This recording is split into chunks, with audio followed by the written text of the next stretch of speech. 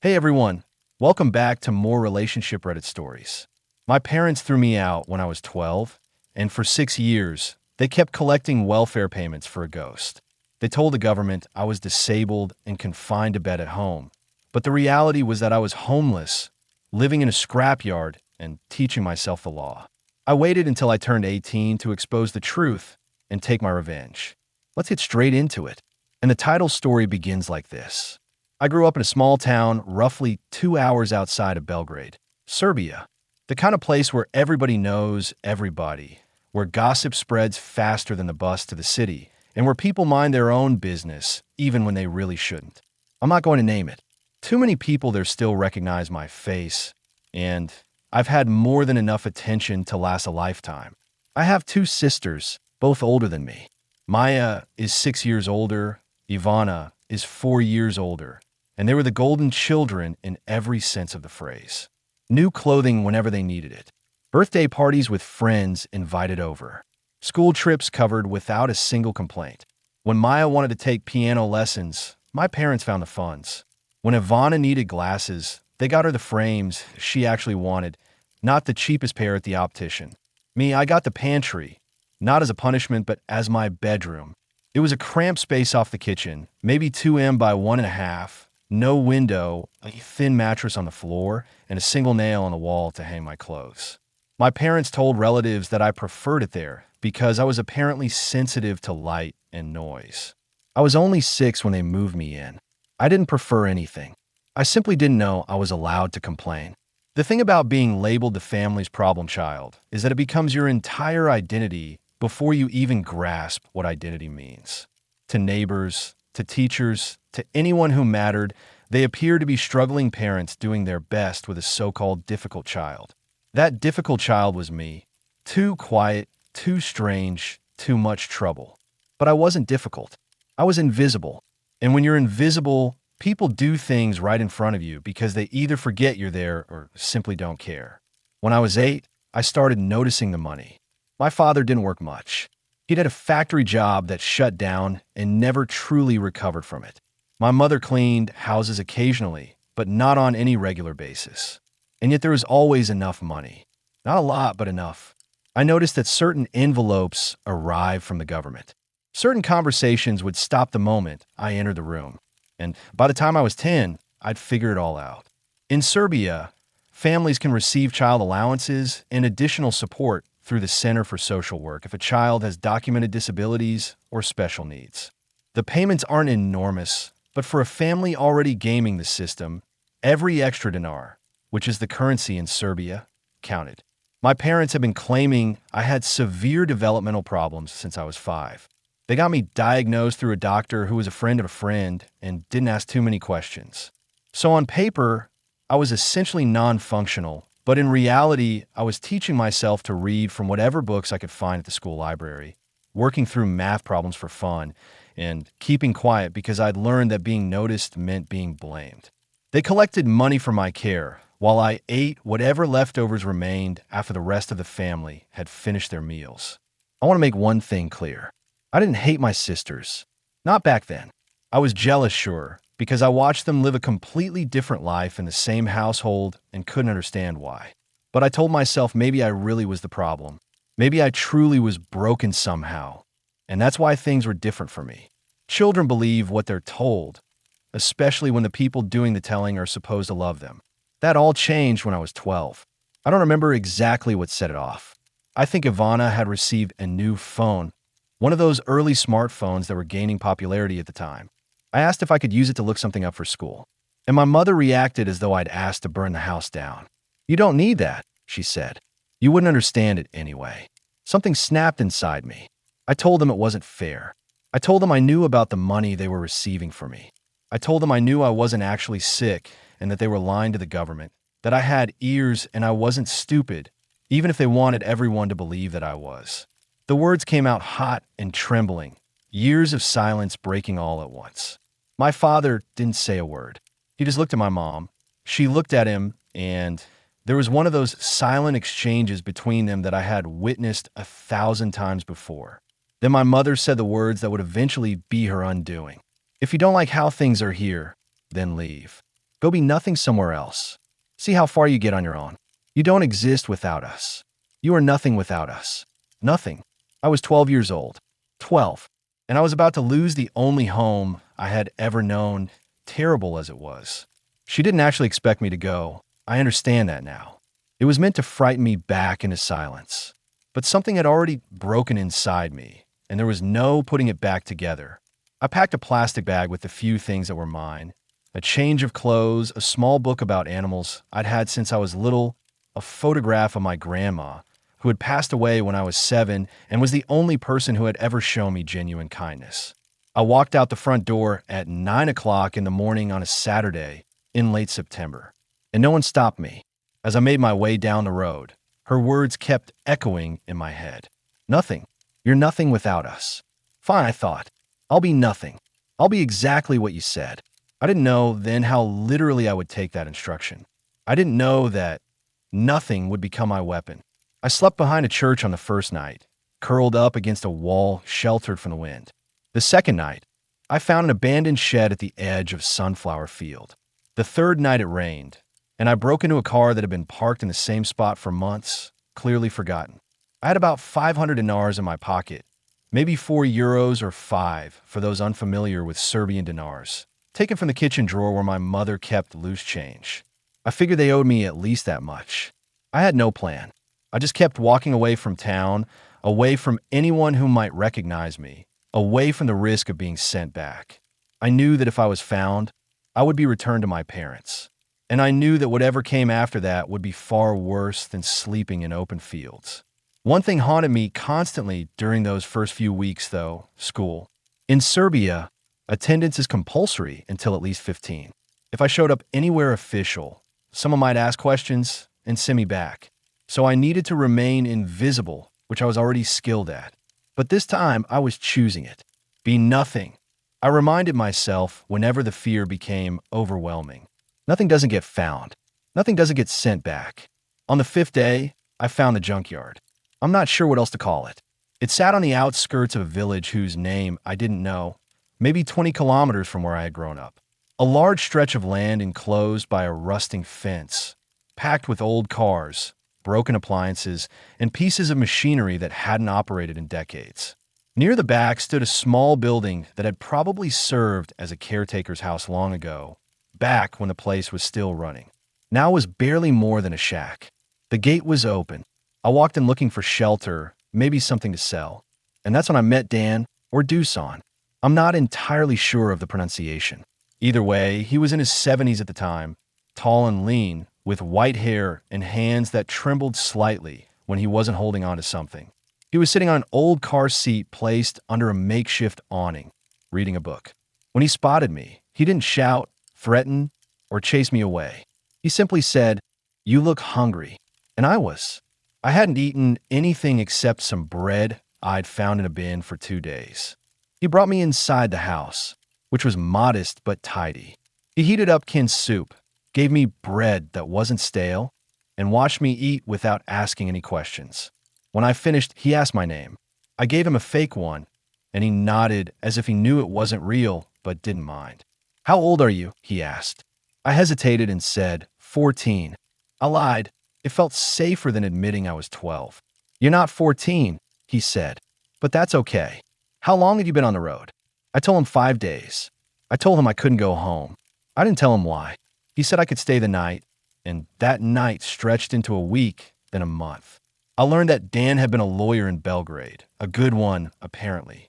He had handled property disputes, contract law, the kind of work that demands a precise understanding of how systems function and how they fail. He had retired 20 years earlier after his wife passed away and had purchased this land for almost nothing. He collected junk because he enjoyed fixing things. He lived alone because he had grown accustomed to it, and he never asked me to leave. After 3 weeks, he sat me down and made me an offer. "I'm not going to be around forever," he said, "and you need a place to be. I can't legally adopt you without involving the authorities, but I'm guessing you have reasons for keeping away from authorities." I nodded. "So here's what I propose. You see that old building at the back, the shack? I'd already been sleeping there. It had a roof that mostly didn't leak and walls that kept out the wind. I'll sell it to you, he said. Legally. For 10 euros. I didn't understand at first. I had nothing. I was nobody. Nothing, my mother's voice whispered. You are nothing. But I'm 12, I finally admitted. I can't even sign contracts. Dan had already known this, of course. He had figured out my real age within days. You're right, he said. A 12-year-old cannot enter into binding property contracts. But here's what we're going to do. I'll draw up the sale agreement now. You'll sign it. I'll witness it. And we'll date it for today. Then we'll put it in a drawer. When you turn 18, we'll formalize everything properly. We'll re-sign, register it officially, and make the whole thing retroactively legal. In the meantime, you'll have documentation showing you've been living here, paying what you can, building a legitimate record. Because let me tell you, possession and documented residency matter more than perfect paperwork. Trust me, I know how these things work. He was charging me 10 euros, but I didn't have 10 euros. He told me I could pay it back from whatever work I could find. I signed my name on that paper with a hand that wouldn't stop shaking. Nothing doesn't own property, I thought as I wrote my name. But I just bought a house. For the weeks that followed, I worked. Dan didn't demand it, he offered. There was always something to do on the property. Sorting scrap metal, cleaning parts, helping him carry things he had gotten too old to lift on his own. In return, he fed me, let me use his shower once a week, and began teaching me things. The teaching wasn't formal at first. He'd be reading, and I'd ask about a word I didn't recognize. He would explain it, then explain the concept behind it, and eventually end up delivering a lecture on contract law, property rights, or how the Serbian legal system actually functioned versus how it was supposed to. He had boxes of old law books in his house, outdated, but full of principles that hadn't changed. I read everything he allowed me to. I had nothing else to do. And for the first time in my life, someone was treating me as though I was capable of understanding things. Not broken, not difficult, just young and uninformed, which was something that could be fixed. When I received my first small payment for sorting scrap, I held those dinars in my hand and thought, nothing doesn't earn wages. After 2 months, Dan helped me solve the schooling problem. You can't simply go uneducated, he said, and you can't vanish entirely. We need to make you exist on paper in a way that doesn't send you back to wherever you came from. He had connections, old contact from his years practicing law, friends of friends, the kind of network built over a lifetime of professional favors. Someone he had assisted 20 years earlier was now married to someone who worked at the local primary school. They made some calls. The solution wasn't perfect, but it was legal. Serbia permits private study arrangements under special circumstances. Children who cannot attend regular school due to health or family reasons can register for home-based education, sit exams periodically, and receive credit for their learning. It's rare and requires approval, but it does exist. And Dan helped me file the paperwork. He listed himself as my guardian for educational purposes. Technically a lie, but not one anyone was going to investigate. I was registered as a private study student at the village school. I sat the required exams when they came around, passed them without difficulty since I had been educating myself from books for years, and stayed off the radar. The school officials didn't probe. A quiet child studying at home with a retired old man wasn't interesting enough to look into. Small towns have bigger concerns. When I passed my first official exam, I allowed myself a small smile. Nothing doesn't have educational records, I thought. Because by the end of my first year with Dan, I now had a documented academic record, a property agreement waiting to be formalized, and a growing paper trail proving my existence. And my parents? They were still collecting money for a disabled child who had supposedly been bedridden in their basement for the past 12 months. I pieced this together gradually over the years. Small towns talk, and relatives of relatives would mention things to Dan when he ventured into the village. Someone's cousin worked at the municipal office and let slip that a family 2 towns over was still receiving support payments for a child with supposed severe disabilities. Dan, with his old legal contacts, confirmed the general details without accessing anything he shouldn't have. He couldn't get specifics about the exact amounts or claims, but he didn't need to. Those specifics would surface when I finally reported everything officially. The first time I received confirmation that they were still collecting money from me, Something cold settled in my chest. They hadn't reported me missing. They hadn't told anyone I was gone. As far as the government was concerned, I was still there, still disabled, still receiving care. They needed me to be nothing, and I had complied perfectly. But I wasn't ready to report anything yet. I was still a minor, still technically a runaway. Coming forward meant risking being returned to my parents, at least temporarily, while investigations played out. Dan and I discussed it many times.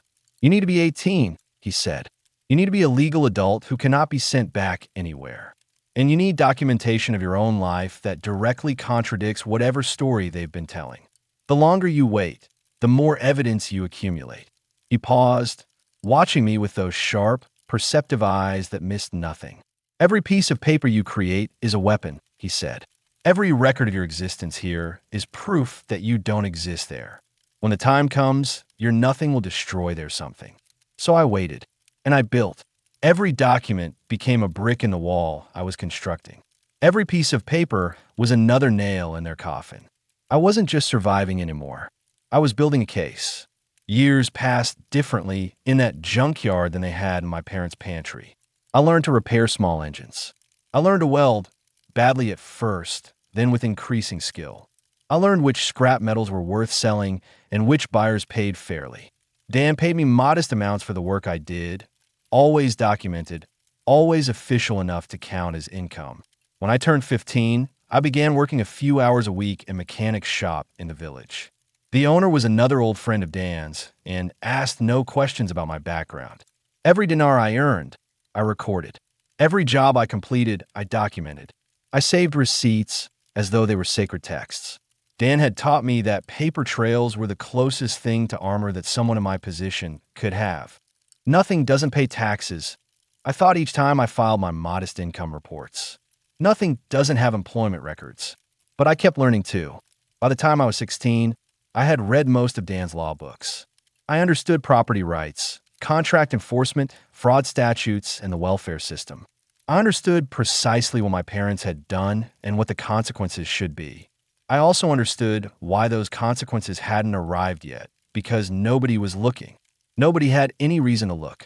My parents had crafted whatever story explained my absence, probably claiming I had been institutionalized somewhere, that my condition had deteriorated, that they'd had no choice. In small towns, people accept what they're told. The system meant to track children like me had lost me in the gap between their lies and my silence. The system has two versions of you, Dan explained one evening. There's the version that exists in your parents' paperwork, disabled, homebound, requiring constant care. And then there's the version that exists here, working, learning, building a life. Right now, those two versions don't know about each other. But someday, you're going to introduce them. I thought about that often.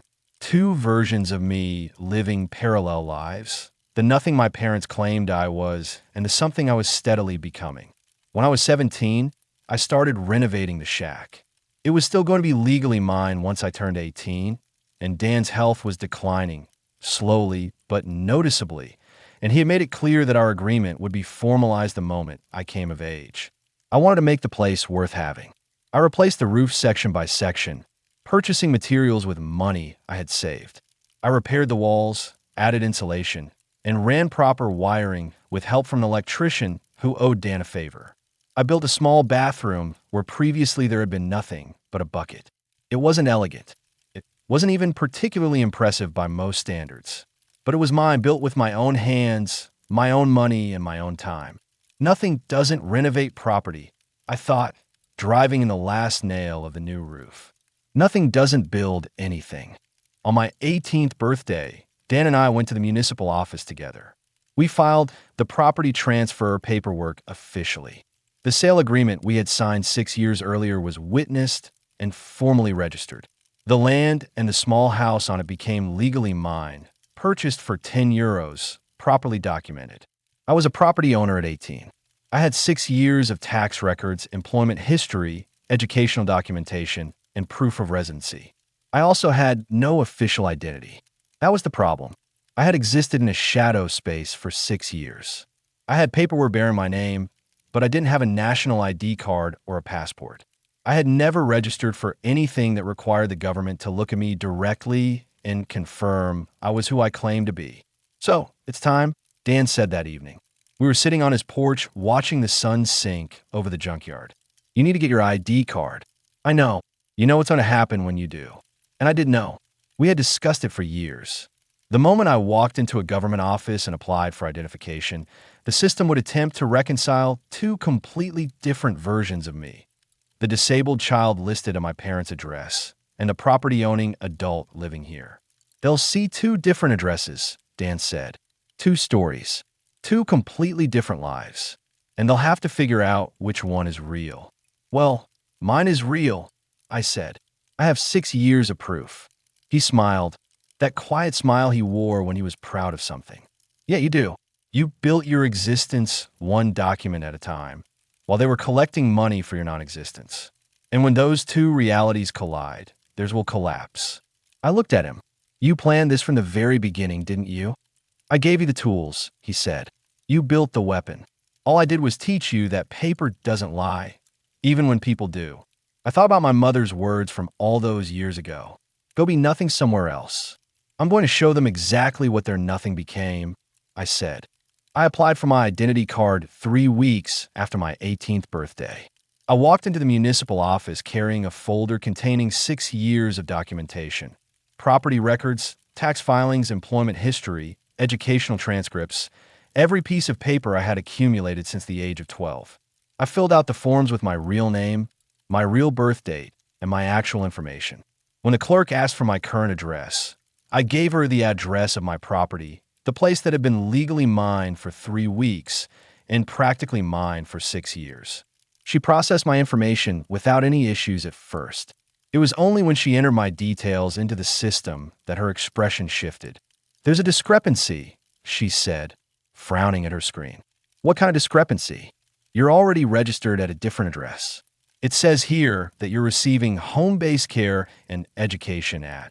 She read out my parents' address, the house I had walked away from 6 years ago, the house where I had slept in a pantry and been told I was nothing. That is not correct, I said, keeping my voice calm. I had rehearsed this moment 100 times. I have not lived at that address for 6 years. I've been living independently at my current address since I was 12. Since you were 12? I opened my folder. I have documentation. Property records showing I've owned my residence since. Well, the agreement was signed when I was 12, but it was formalized this month. Employment records going back 4 years. Tax filings. Educational transcripts from the local school. 6 years of proof that I've been living somewhere else entirely. She stared at the stack of papers. Then she stared at her screen. Then she called her supervisor, and the supervisor called someone else. Within an hour, I was sitting in a back office with 3 different officials, all of whom looked progressively more uncomfortable as I laid out my documentation piece by piece. Let me understand this, one of them said. You're saying you left your parents' home at age 12, have been living independently ever since, and have documentation proving continuous residence at a different address for 6 years. Yes. And during that time, your parents have been claiming you were living with them, receiving care from them. That's what our system shows. The officials exchanged glances. Do you understand what this means? Another official asked. If what you're saying is accurate, it means they've been committing welfare fraud for 6 years, I said. Collecting money for a disabled child who wasn't even there, who was never there. At least not since they told me to leave. They told you to leave at 12. I held her gaze steadily. My mother's exact words were, go be nothing somewhere else. You don't exist without us. You're nothing without us. I gestured at the stack of documents on the table. I took her literally. I left. I became nothing to them. But as you can see, nothing has property records. Nothing has tax filings. Nothing even has 6 years of documented existence that proves I was never where they claimed I was. The room fell silent. I spent 6 years complying with my mother's instructions, I said, being nothing, building proof of that nothing. And now I'm here to show you exactly what nothing looks like when it has a paper trail. The investigation took months. They sent someone to my parents' house. I wasn't present, of course, but I heard about it afterward from the investigator assigned to my case. The basement, where I had supposedly been living and receiving care, was empty. Not empty like someone had moved out, but empty like no one had lived there in years. Old furniture coated in dust. Boxes of junk untouched for a decade. No bed, no medical equipment, no indication that a severely disabled person had ever been kept there. My parents' explanations fell apart within minutes. My father claimed I had been moved to a care facility. Which facility? He couldn't say. My mother claimed they had sent me to live with relatives. Which relatives? She provided a name.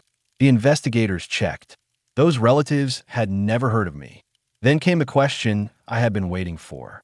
Why didn't you report your son missing? The investigator asked my mother. She had no answer. He was 12 years old. The investigators pressed. A child with documented severe disabilities, according to your own paperwork. And you never filed a missing persons report, never contacted authorities, never mentioned to anyone that your disabled son had vanished. My mother broke. He wanted to leave, she said. I told him to go be nothing somewhere else. The investigator recorded her exact words in the official report. I know this because I read it later during the trial. Written in black and white, subject stated that she told her 12-year-old son to go be nothing somewhere else. Her own words, her own instruction, documented forever. The financial records were damning too. They had claimed benefits for my care continuously for 6 years after I left. The individual monthly amounts weren't enormous, but over 6 years they had accumulated into a significant sum. They had received money for food, for medical expenses, for specialized care. They had received money for a child who wasn't there. My sisters were interviewed as well. Maya, the older one, claimed she had no idea what had been happening. She had moved out years earlier and hadn't maintained close contact. The investigators accepted this. Ivana was different. She had been living at home when I left. She had been 17, old enough to know better, and she had watched her 12-year-old brother walk out the door and never return. Did you know your brother had left home? The investigator asked her. Yeah, I saw him leave. And you didn't report this? Didn't tell anyone that a 12-year-old child had been thrown out of the house. I thought he would come back. I thought our parents would handle it. Handle it how? By continuing to collect disability payments for 6 years, apparently. She had no answer. The expression on her face told me she fully understood how it sounded. She wasn't charged with anything, but her testimony followed her. It followed all of them. My parents were charged with welfare fraud, fraudulent documentation, and child neglect. The trial lasted almost a year. I testified twice. The second time was the one that mattered. The prosecutor asked me to describe the day I left home. I recounted the story I had told many times by then, the confrontation, the accusation about the money, my mother's response. Can you tell the court exactly what your mother said to you? The prosecutor asked. I looked at my mother for the first time since the trial had begun. She was staring at the table in front of her, refusing to meet my eyes. She said, "If you don't like how things are here, then leave. Go be nothing somewhere else. See how far you get on your own. You don't exist without us. You are nothing without us." And what did you do? I complied. I said, I left. I went somewhere else, and I became nothing. I turned slightly, addressing the judge as much as the prosecutor. For 6 years, I was nothing to my parents. I didn't exist in their household, in their lives, in their concern. But their fraud required me to be nothing. They needed me to disappear so they could keep claiming I was there. So I gave them exactly what they demanded. I became nothing in their world while I built something in my own. I gestured toward the evidence table where my 6 years of documentation had been entered as exhibits. Nothing owns property. No sin tax. Nothing has employment records and educational transcripts and a paper trail that proves I existed somewhere else entirely, while they collected money for my ghost. They told me to be nothing, and I complied so completely that the entire story collapsed the moment I tried to exist again. The courtroom was silent. My mother told me I was nothing without them, I said, and she was wrong. I was something without them. They were nothing without me, without the lie of me. And now everyone knows it. I sat down. My mother still wouldn't look at me. Their defense was predictable. They claimed I was mentally ill. They claimed I had run away and they had been trying to protect me by keeping up the fiction that I was still at home. They claimed the money had been spent searching for me, trying to help me, covering expenses related to my supposed disability. But none of it held up. The paper trail I had built dismantled every lie they attempted to tell. You cannot claim you were spending money on a missing child's care when that child has 6 years of documented employment, property ownership, and residence somewhere else entirely. They were both convicted. My father received 2 years. My mother received 18 months, reduced because she claimed he had masterminded everything. Both were required to repay the fraudulently obtained benefits, which consumed most of what they had. The criminal records meant neither of them would ever work in any official capacity again. Not the decade-long sentences I had fantasized about during all those years of waiting, but real consequences. More than they had ever expected to face. More than they ever imagined their nothing would bring crashing down on their heads. Dan died 8 months after the trial concluded. His heart gave out in his sleep. I found him in the morning, sitting in his chair with a book open on his lap, looking more at peace than I had ever seen him. And yes, he left me absolutely everything. Not because I had asked or expected it, but because he had no one else, and because he said I had earned it. The entire property, the junkyard, his house, and everything on it, was transferred to me through a will he had prepared years earlier, with the same careful documentation he had taught me to value. I was 20 when I became the owner of 2 properties and a substantial amount of scrap metal. I sold most of the scrap over the following year. I used the proceeds to renovate Dan's house, which was larger and more comfortable than my shack. I rented out the shack to a young couple who had just married and couldn't afford anything else. They're still there. They've improved it far more than I ever did. They pay me rent every month, and sometimes the wife brings me food because she says I'm too thin. These days I run a small business. Mechanical repairs mostly, some scrap dealing when I come across good material. I employ 2 people part-time, and I'm considering expanding. I pay taxes on everything because I learned a long time ago that documentation is protection. My sisters reached out after the trial. Maya sent a letter saying she was sorry for everything and asking if we could talk. I haven't responded. I'm not sure I ever will.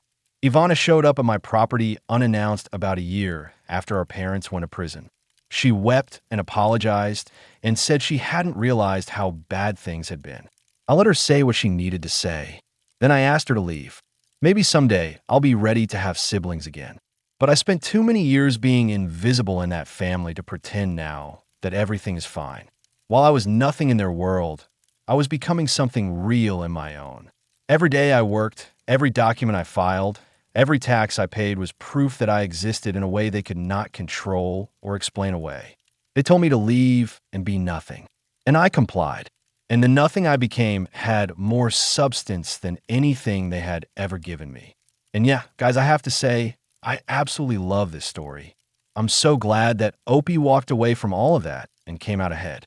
I do wish the fraudster parents had ended up behind bars for much longer, but then again, you can't always get everything you want. If you enjoyed the story, don't forget to hit like and let me know where you're watching from today. And now let's get into another fantastic petty revenge story. This next one is titled A Key for All Occasions. So, a few years ago, I had an absolutely horrendous building engineer. He had been allowed to run rampant for years. When I was hired, I was told my job was to control him, less about managing the building and more about managing him. And that's exactly what I did. He had to come to me for everything. I had to approve all expenses. There were multiple small offices scattered around the high-rise building, so I took away his office. He had apparently also been charging tenants a fee to store things in vacant spaces. And I put a stop to that as well. Needless to say, within a month he quit. However, he then launched a very subtle campaign of harassment, coming back into the building and rearranging things. Obviously, he still had a key. After I brought in new vendors, there were just little things, random hang-up calls. He must have also had 1,000 different keys to every lock in the building. It was like navigating a massive escape room, trying to track things down. Go to room A to get a key for a box in room B to open door C. I ended up rekeying the entire building, which was absolutely worth it. Now, here's where my petty revenge comes in. After getting all the locks changed and clearing out the seemingly endless supply of store doorknobs and keys, I came up with an idea. I called a friend of mine who runs a print shop and had them produce label tags for keys. On those labels it read, "If found, call for reward," with his phone number. I attached all 250 labels to 250 keys. Then, over the next year, I systematically dropped keys everywhere. Not just in our local area, but because I also travel frequently, I scattered them across other cities too. I'd leave them in bathrooms. I'd leave them next to coffee machines at convenience stores. I'd leave them on top of gas pumps at the doctor's office near the sink a few times. I even left some on top of the luggage kiosk at the airport. We went on 2 cruises, and a good 20 plus keys were left in various locations on both of those trips. I spent a whole year casually dropping these keys across half the country. Every now and then I'd check his Facebook page, and he would post about these keys, or rather, rage about the endless phone calls. Best petty revenge ever, with absolutely no way to trace it back to me. And yeah, guys, thanks for watching. I'll see you again tomorrow, and don't forget to check out my endless playlist on the channel.